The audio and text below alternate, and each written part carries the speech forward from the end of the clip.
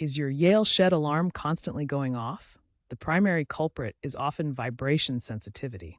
These alarms use sensors to detect vibrations, but they can be triggered by wind, animals, or even the shed settling. Mounting is also crucial. If the alarm isn't secured to a stable surface, it can amplify minor vibrations. Finally, low battery voltage can cause erratic sensor behavior, leading to false triggers. In short, the alarm may be too sensitive, poorly mounted, or suffering from a low battery. The latest Yale models, like the Sync 2.0, have app-adjustable sensitivity to help prevent this. First, use the Yale Home app to lower the vibration sensitivity setting.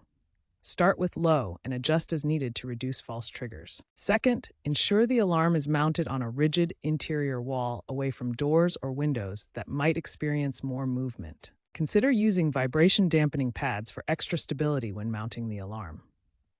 Lastly, check the batteries.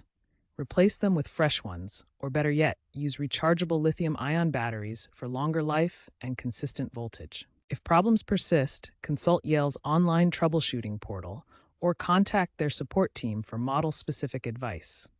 Remember to check for the latest firmware updates.